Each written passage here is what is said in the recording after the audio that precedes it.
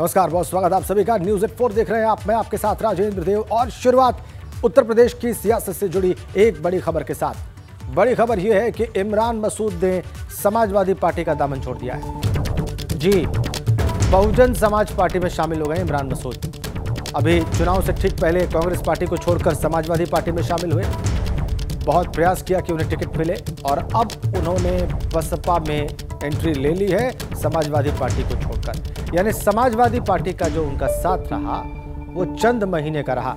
विवेक त्रिपाठी हमारे संवाददाता हमारे साथ जुड़ गए हैं। विवेक और ज्यादा जानकारी देंगे हमें इमरान मसूद के इस नए कदम के बारे में। विवेक जी देखिए राजेंद्र, इमरान मसूद अभी बसपा की प्रमुख मायावती से मिलकर बाहर निकले हैं और बाहर निकल के उन्होंने सबसे पहले यही बात कही कि समाजवादी पार्टी में जो उनसे वादे किए गए थे, जो उनसे बात कही गई थी, सम्मान मिलने की बात थी, तो कहीं ना कहीं वो आहत है। और दूसरा उनका जो मुख्य समाजवादी पार्टी से अलग होने का विषय था वो ये था कि जब मुसलमानों ने इस बार पूरी ताकत से समाजवादी पार्टी को वोट दिया है, 85% वोट मुस्लिम वोट बैंक का समाजवादी पार्टी के खाते में गया था। बसपा का जो वोट बैंक था वो 4 से 5% था, जबकि 6 से 7% वोट बैंक मुसलमानों का भाजपा के खाते में गया था। तो ऐसे में भी अगर समाजवादी पार्टी की सरकार नहीं बनी, तो अखिलेश यादव की सरकार नहीं बनी, तो इसका मतलब ये है कि समाजवादी पार्टी अब कहीं स्टैंड नहीं कर रही है और बसपा ही असली पार्टी है जो भाजपा को टक्कर दे सकती है, उससे लड़ सकती है, उससे आगे जो विकल्प के तौर पर तैयार हो सकती है। इसीलिए उन्होंने बसपा ज्वाइन किया और कुछ बड़ा इरादा भी है उनके मन में, क्योंकि बातों बातों में उन्होंने एक बात जरूर कही कि हम कुछ बड़ा सोच कर आए हैं। जब उनसे सवाल किया कि क्या बड़ा सोचा है तो उन्होंने कहा कि आगे बताएंगे। और अभी आज उन्होंने ज्वाइन किया है, चूंकि पश्चिमी उत्तर प्रदेश में मुस्लिम समाज का चेहरा माने जाते हैं। और उसके बाद उन्होंने कहा है कि बहुत सारे लोग और भी इस लाइन में हैं, लाइन में लगे हुए हैं, बहुत सारे लोग और ज्वाइन करेंगे और लगातार ये सिलसिला जारी रहेगा। लोकसभा चुनाव में बहुजन समाज पार्टी के हाथ। विवेक का बिल्कुल, आपने जो अपडेट दी है, आपने जो अपडेट दी अभी इमरान मसूद के बारे में, तो आपने बात भी की है इमरान मसूद से और आप ही की बातचीत इमरान मसूद से हम दर्शकों को दिखाने जा रहे हैं। विवेक, समाजवादी पार्टी की साइकिल छोड़कर इमरान मसूद ने बसपा के हाथी की सवारी कर ली है। इमरान मसूद जी हमारे साथ हैं। मसूद साहब, क्या वजह रही? देखिए, मैं एक मकसद के साथ कांग्रेस के छोड़ करके समाजवादी पार्टी में आया था कि उत्तर प्रदेश के अंदर एक मजबूत विकल्प के रूप में हम लोग समाजवादी पार्टी को खड़ा करें और हम लोग उस वैचारिक लड़ाई के अंदर, जो वैचारिक लड़ाई हमारी भारतीय जनता पार्टी के साथ है और जो सत्ताधारी दल के साथ थी, हम लोग उसमें विजय प्राप्त करें। लेकिन बदकिस्मती से तमाम कोशिशों के बावजूद भी वो नतीजे नहीं आए। उनके पीछे क्या कारण है, क्या नहीं किया, उनके ऊपर नहीं जाना चाहता, लेकिन वो नतीजे नहीं आए। मुझे समझ में आया कि बहुजन समाज पार्टी कैडराइज पार्टी है जो इसका वोट बैंक है। अगर हम लोग मजबूती के साथ इसको मजबूत करने का काम करेंगे तो निश्चित रूप से एक मजबूत विकल्प हम लोग बनने का काम करेंगे। और बहुजन समाज पार्टी जब जब मजबूत हुई है तब तब भारतीय जनता पार्टी कमज़ोर हुई है। लेकिन समाजवादी पार्टी हो या अन्य दल हो, वो तो कह रहे हैं कि बसपा जो है भाजपा की बी पार्टी है। देखिए, ये बहुत आसान है इल्ज़ाम लगा देना। ये इल्ज़ाम लगा देना बहुत आसान काम है। अब कौन बी पार्टी है और कौन सी पार्टी है, मैं इस बहस के अंदर नहीं पढ़ना चाहता, लेकिन इतना पूछना चाहता हूँ कि बिहार का उदाहरण आप ले लीजिए। वो बीजेपी के साथ सरकार मिलकर के चला रहे थे और आज आप उनका नेतृत्व स्वीकार कर रहे हो। तो आप कौन क्या कर रहा है, इसको राजनीतिक परिप्रेक्ष्य में अब हर आदमी का अपने नज़रिए से देखने का नज़रिया होता है। आपने कहा कुछ बड़ा करना है। बड़ा करना है। हम चाहते हैं कि देश के अंदर दबों की, कुचलों की, मजलूमों की आवाज़ मजबूती के साथ बहुजन समाज पार्टी, चूँकि विकल्प यहाँ ये बन सकते बहुजन समाज पार्टी के अंदर रहें और बनाएं। समाजवादी पार्टी में वो सम्मान नहीं मिला क्या? देखिए, व्यक्तिगत सम्मान और अपमान दोनों मेरे तक विषय हैं। मुझे नहीं मिला, ये आप भी जानते हो कि क्या मेरे साथ हुआ, लेकिन मुझे उससे कोई गिला नहीं है, मुझसे कोई उस बात का नहीं है, क्योंकि हम जिस मकसद के साथ आए थे वो मकसद ही हासिल नहीं हुआ तो फिर उसके बाद सब मामले गौण हो जाते हैं। लेकिन मुसलमान का वोट बैंक तो समाजवादी पार्टी के खाते में गया। पिछले चुनाव को देखें हम तो जो वोट बैंक था वो 85% सपा को मिला, 7% भाजपा को मिला, बसपा का तो और भी कम हुआ है। देखिए, यही बदकिस्मती है, यही बदकिस्मती है कि हम लोग ने एक तरफा वोट डालने के बाद भी रिजल्ट तो नहीं ला पाए ना, तो इतना वोट हमारा बेकार हो गया। हम आपकी पार्टी का वोट गया कहाँ, आपका वोट गया कहाँ? वो सीटें क्यों हार गई जहाँ आपका आधार वोट था? केवल वही सीटें क्यों जीती जहाँ हमारा वोट था? तो केवल अगर हमारे वोट पर करनी है तो फिर तो हम तो वहीं खड़े रहेंगे, इसीलिए हमने कहा कि बहुजन समाज पार्टी के अलावा कोई विकल्प नहीं है जो इन लोगों के साथ लड़ सके। तो लोकसभा चुनाव में यानी मुस्लिम वोट जो है वो मायावती की तरफ जाने की उम्मीद है? निश्चित रूप से जाना चाहिए, इसके अलावा रास्ता नहीं। अगर आप ईमानदारी के साथ भारतीय जनता पार्टी से लड़ना चाहते हो तो बहुजन का झंडा थामो, उनका वोट मिलेगा, हमारा वोट मिलेगा, तो हम रास्ता निकालेंगे। भारतीय जनता पार्टी पसमानदा मुसलमानों पर भी दबाव डाल रही है, डोरे डाल रही कुछ नहीं कर रही है। भाजपा को तो सिर्फ टीवी के ऊपर लंबे लंबे इश्तिहार दिखाने, इसके अलावा कुछ नहीं करना है भाजपा को। तो इमरान मसूद साहब हैं, कह रहे हैं कि कुछ बड़ा करना है, इसलिए बहुजन समाज पार्टी के साथ आए हैं और लोकसभा चुनाव में निश्चित तौर पे जो मुसलमान वोट है वो बसपा के खाते में जाने के लिए पूरी कोशिश करेंगे और उसके लिए तैयारी भी कर रहे हैं। कैमरा सहयोगी प्रमोद के साथ विवेक त्रिपाठी, एबीपी गंगा। अभी इमरान मसूद से, और इमरान मसूद को आपने देखा विस्तार में, उन्होंने बताया कि क्यों उन्होंने बहुजन समाज पार्टी का विकल्प चुना। 1 साल के भीतर, बल्कि कुछ महीनों के भीतर, ये उनका तीसरा राजनीतिक दल है और तर्क उन्होंने ये दिया कि जिस मकसद से वो समाजवादी पार्टी में गए वो मकसद उन्हें हासिल नहीं हुआ, वो मकसद वो पूरा नहीं कर पाए और इसी वजह से अब उन्होंने बहुजन समाज पार्टी का दामन थामा है। उनका ये कहना है कि बहुजन समाज पार्टी को अगर लोग बीजेपी की बी टीम कह रहे हैं तो ये इल्ज़ाम लगा देना बहुत आसान है, वो इस पर ज़्यादा कुछ नहीं बोलेंगे। लेकिन बहुजन समाज पार्टी जब मजबूत हुई है, बीजेपी कमज़ोर हुई है, ये कहना है इमरान मसूद का। उन्होंने बीएसपी सुप्रीमो मायावती से मुलाकात की और उसके बाद पार्टी का दामन थामा, बहुजन समाज पार्टी में शामिल हुए। विवेक त्रिपाठी हमारे साथ हैं, हमारे संवाददाता जिन्होंने बात की। विवेक, आपने बहुत विस्तार में बात की और तमाम जरूरी सवाल आपने इमरान मसूद से पूछे और जवाब हमने देखा। अब हमारे दर्शकों को यह बताएं कि इनकी मुलाकात बीएसपी सुप्रीमो से कितनी देर की रही?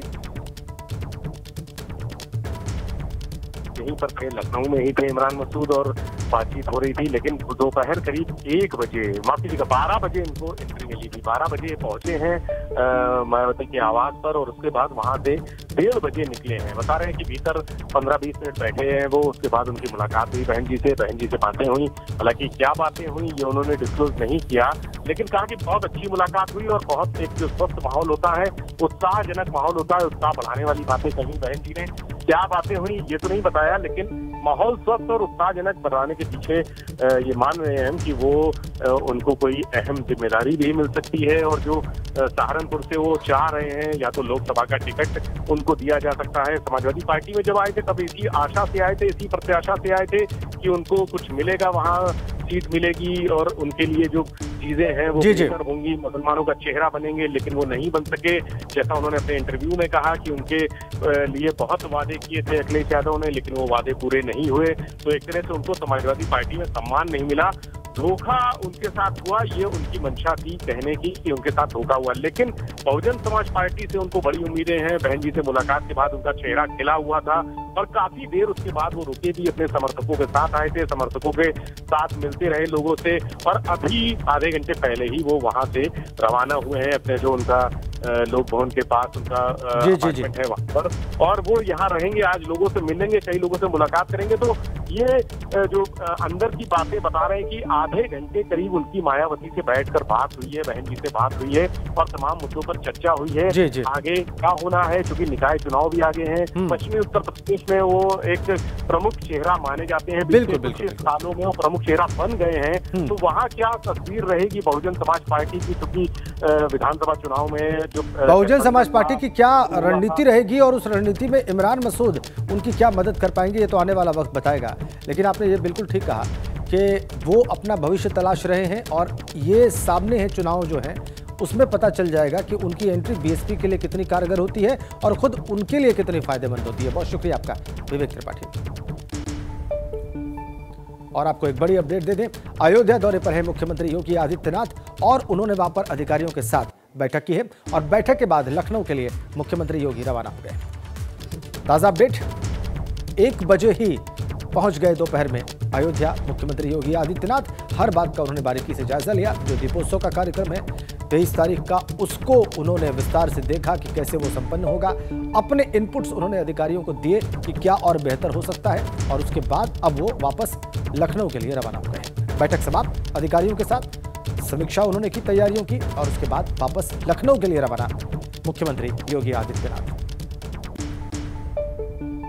एक और बड़ी अपडेट आपको दे दें, उत्तराखंड में पुलिस पटवारी सिस्टम खत्म करने की तैयारी है। जी, ये बहुत पुराना सिस्टम अंग्रेजों के टाइम का, और इसे अब खत्म करने की तैयारी।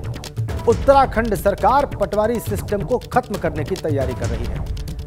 अंकिता कांड के बाद ये मांग जोर पकड़ने लगी और अब उत्तराखंड सरकार इस पटवारी सिस्टम को खत्म करने की तैयारी कर रही है। अब हत्या और रेप जैसे जघन्य मामलों की जांच नियमित पुलिस ही करेगी।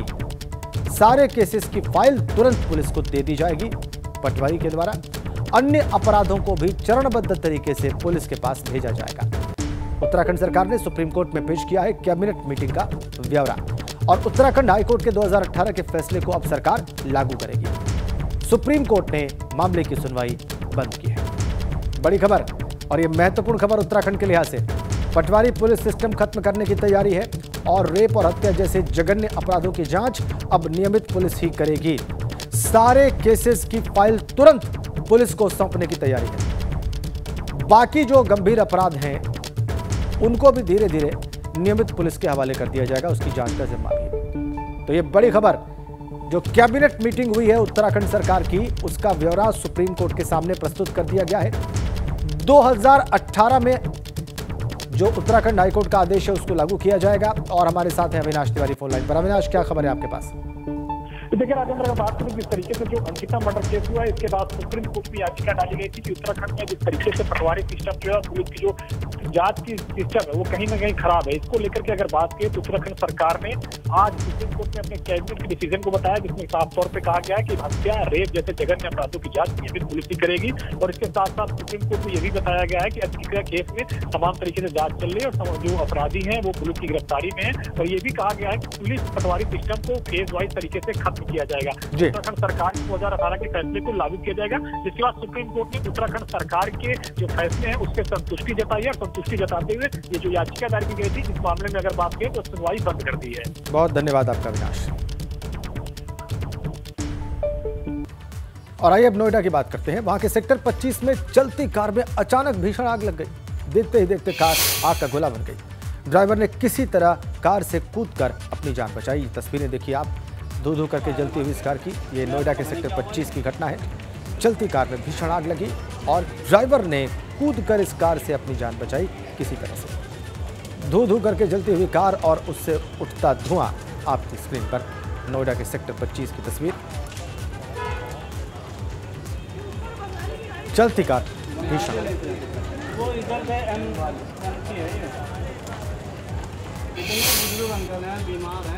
इधर कुशीनगर में एक स्कूल में शराब मिलने से हड़कंप मच गया।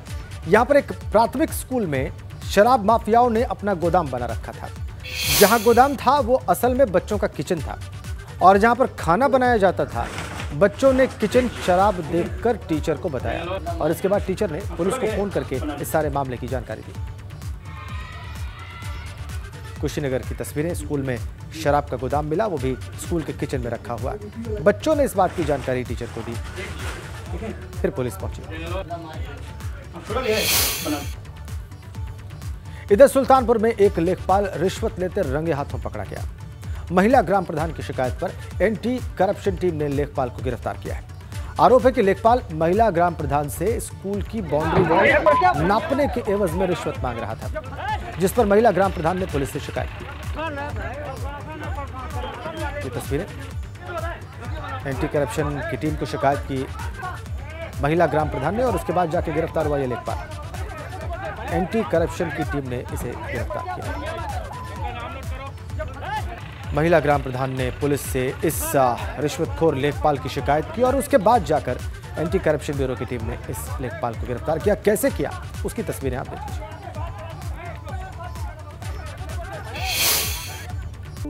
एक और बड़ी अपडेट मेरठ से इस वक्त हमारे पास है। नगर निगम बोर्ड की बैठक में हंगामे की खबर आ रही है। पार्षदों के बीच धक्का मुक्की और हाथापाई की भी खबर है।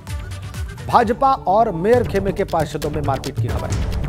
मौके पर पहुंची पुलिस से भी पार्षद उलझ पड़े हैं। बड़ी खबर, पार्षदों के बीच धक्का मुक्की और हाथापाई। भाजपा और मेयर खेमे के पार्षदों में मारपीट की खबर। तस्वीरें देख लीजिए आप मेरठ से। नगर निगम बोर्ड की बैठक में हंगामा हो गया। कैसे उलझे हैं ये लोग आपस में, देखिए। नगर निगम बोर्ड की बैठक में जो हंगामा हुआ है, जो हाथापाई हुई है, उसकी आप तस्वीरें देख रहे हैं। पुलिस भी वहां पर मौजूद थी, प्रयास किया उसने कि उलझे हुए पार्षदों को छुड़ाया जाए, लेकिन फिर भी बहुत देर तक ये हंगामा जारी रहा। नगर निगम बोर्ड की बैठक में हंगामा, मेरठ से खबर।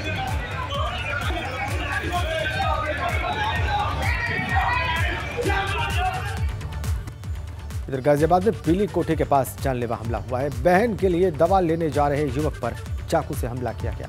हमलावर ने बाइक रोककर युवक को चाकू मार दिया। बताया यह जा रहा है कि मुकदमा वापस लेने के लिए यह जानलेवा हमला किया गया। चाकू से जख्मी युवक को अस्पताल में भर्ती कराया गया है। यह मामला गाजियाबाद के मसूरी थाना इलाके का है। हमलावर ने बाइक रोककर युवक को चाकू मारा और मुकदमा वापस लेने के लिए हमला किया गया। मेरे भैया जा रहे थे हम लोग करके दवाई लेने, वो मेरे बहन के जेठ है, दो आशिक और फिरोज दोनों आए और कहने लगे तुम क्यों कर रहे हो पैरोकारी, मुकदमा वापस लो अपना। भैया कहने लगे भैया हमारी बहन के साथ हम इंसाफ चाहिए, हमारी बहन के साथ ऐसा क्यों करा तुमने। थोड़ी देर बात करी और भैया ने कहा कि हम मुकदमा नहीं लेंगे वापस, तो फौरन भैया पे हमला कर दिया चाकू से और तमंचा भी ले रखा था उन्होंने। इधर अलीगढ़ में बस की चपेट में आने से एक युवक की मौत की खबर है। गुस्साए लोगों ने शव को जीटी रोड पर रखकर वहां पर जाम लगा दिया। बहुत देर तक सड़क पर यह हंगामा होता रहा। लोग मृतक के परिवार के लिए मुआवजे की मांग कर रहे थे। बाद में मौके पर पहुंची पुलिस की टीम ने परिजनों और स्थानीय लोगों को समझाकर लौटाया और शव को पोस्टमार्टम के लिए भेजा। मृत लड़के के पिता का आरोप है कि एक व्यक्ति ने बेटे को मारने की धमकी दी थी और उसके बाद हादसे में उसकी मौत हो गई। आरोप है कि 20,000 रुपए देकर बस वाले से हत्या कराई गई। थाना बन्ना देवी में रसलगंज चौकी क्षेत्र में एक रोडवेज बस से एक व्यक्ति की दुर्घटना में मृत्यु हुई, जिसके बाद अस्पताल ले जाया गया और उसके बाद उसके परिवारजनों द्वारा लिखित तहरीर दी गई है, जिस पे मुकदमा दर्ज किया जा रहा है और इसमें जो भी विधिक कार्रवाई है उसकी जांच करते हुए की जाएगी।